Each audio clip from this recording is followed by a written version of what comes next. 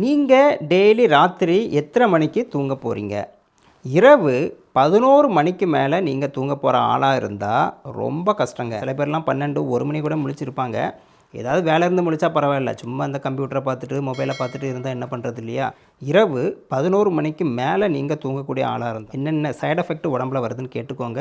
அதுக்கப்புறம் மாற்றுங்க அதை.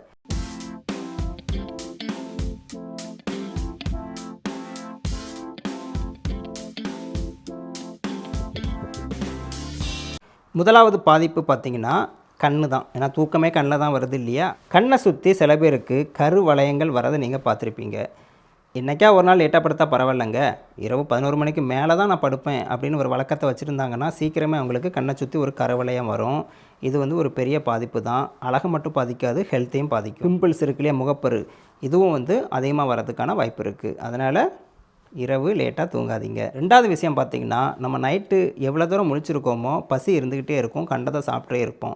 இதனாலேயே நம்மளுக்கு தொப்பை போடும், உடம்போட எடை அதிகமாகும். இதயம், மூளை, லிவரு எல்லாமே அஃபெக்ட் ஆகும் இல்லையா? கொலஸ்ட்ராலு, ஃபேட்டு, சுகரு, பிபி எல்லாமே வந்துடும் இல்லையா? உடம்போட மெட்டபாலிசத்தை அது பாதிக்குன்னு ஆராய்ச்சி சொல்லுதுங்க. அதனால் கொஞ்சம் சீக்கிரம் தூங்க பாருங்கள். இரவு 11 மணிக்கு மேலே தான் நீங்கள் தூங்குனீங்கன்னா மறுநாள் நீங்கள் வேலை பார்க்கும்போது கண்டிப்பாக உங்களுக்கு தேவையில்லாத ஒரு பதட்டம், மன அழுத்தம், எரிச்சல், ஒரு பயம், எப்போவுமே கோபமாக இருக்கிறது, இதெல்லாம் இருக்கும். என்ன தான் நீங்கள் 11 மணிக்கு மேலே படுத்து காலையில் 10 மணி எழுந்தாலும் அது வேஸ்ட்டு தான். சீக்கிரமே படுத்து சீக்கிரமே எழுந்திரிக்கிறது தான் நம்ம பிரெயினோட அமைப்பு. அப்போ தான் நம்ம பிரெயின் நம்ம தூங்குகிற நேரத்தில் நம்ம ஃபைல்ஸ் எல்லாம் அடுக்கி வைக்கிற வேலையை பார்க்கும். கம்ப்யூட்டரில் எப்படி ஃபைல்ஸ்லாம் சேர்ந்து இதாகிடுச்சு ஒரு மாதிரி கொலாப்ஸ் ஆகும் இல்லையா? அதே மாதிரி தான் பிரெயினும். அதை விட பல மடங்கு சக்தி வாய்ந்த பிரெயின் ஃபைல்ஸை நம்ம தூங்கும்போது தான் அடுக்கி வைக்கும். மறுநாள் கிளியராக இருக்கும்.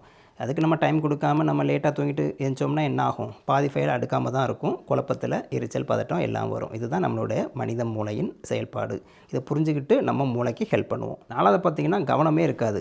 குழந்தைகளாக இருந்தால் சரியாக தூங்கலைன்னா மறுநாள் ஸ்கூலில் போய் கிளாஸை கவனிக்க முடியாது. கவனம் இல்லாமல் எதையோ யோசிச்சுட்டு இருப்பாங்க. அடல்ட்டாக இருக்கும்போது ஆஃபீஸில் போயிட்டு ஒழுங்காக வேலையில் ஃபோக்கஸ் பண்ண முடியாது. முக்கியமாக இந்த டிசிஷன் மேக்கிங் இருக்கு இல்லையா, முடிவெடுக்கும் தன்மை, இதை கூட இது பாதிக்குது. அதனால் இதை புரிஞ்சுக்கிட்டு கொஞ்சம் மொபைலை நோண்டுறது, கம்ப்யூட்டர் அதே நேரம் பார்க்குறது, டிவி அதிகம் பார்க்குறது, இதெல்லாம் கொஞ்சம் குறைச்சிட்டு கொஞ்சம் சீக்கிரமாக தூங்க போயிருங்க. கடைசி 5வது முக்கியமான விஷயங்க, ஹெல்த் அப்படியே டைரெக்டாக அஃபெக்ட் பண்ணக்கூடிய விஷயம். ஆண்கள், பெண்கள் 2 பேருக்கும். லேட்டாக தூங்கக்கூடியவங்க 11 மணிக்கு மேலே தூங்கக்கூடிய ஆளாக இருந்து தொடர்ந்து இது நடக்கும்போது பெண்களுக்கு மாதவிடாய் பிரச்சனைகள் வரும். ஆண்களுக்கு பார்த்திங்கன்னா விந்தணுக்களில் பிரச்சனை வரும். இது ஆராய்ச்சிபூர்வமாக நிரூபிக்கப்பட்ட ஒன்று. உடம்புல எனர்ஜியே இருக்காது, சோர்வாக இருப்போம், இம்யூனிட்டி போயிடும், பல நோய்கள் வரும்.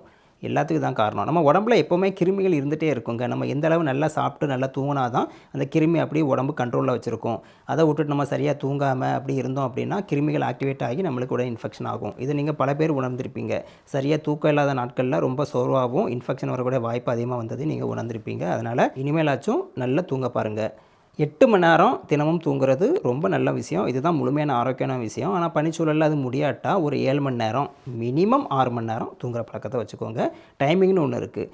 6 மணி நேரம் சொல்லிக்கிட்டு 12 மணி படுத்துட்டு காலையில் 6 மணிக்கு எந்திரிக்கிறதை விட ஒரு 10 மணிக்கு படுத்துட்டு காலையில் 4 மணிக்கு எந்திரிக்கிறது ரொம்ப ஆரோக்கியம். இது முக்கியமான விஷயம் நினச்சிங்கன்னா இன்னும் தூங்காமல் மொபைலை நோண்டிகிட்டு இருக்க உங்களோட ஃப்ரெண்ட்ஸு, ஃபேமிலி மெம்பர் எல்லாருக்குமே ஷேர் பண்ணி விடுங்க. தூங்க சொல்லுங்கள் அவங்கள உடனேயே. பகல் கிடையாதுங்க, நைட்டு சீக்கிரம் தூங்க சொல்லுங்கள். உங்களோட எண்ணங்களை கமெண்ட் பாக்ஸில் போடுங்க. வழக்கம் போல் லைக் பண்ணுங்கள், சப்ஸ்கிரைப் பண்ணுங்கள். மீண்டும் அடுத்த வீடியோவில் சூப்பரான ஒரு செய்தியோடு சந்திக்கலாம். நன்றி, வணக்கம்.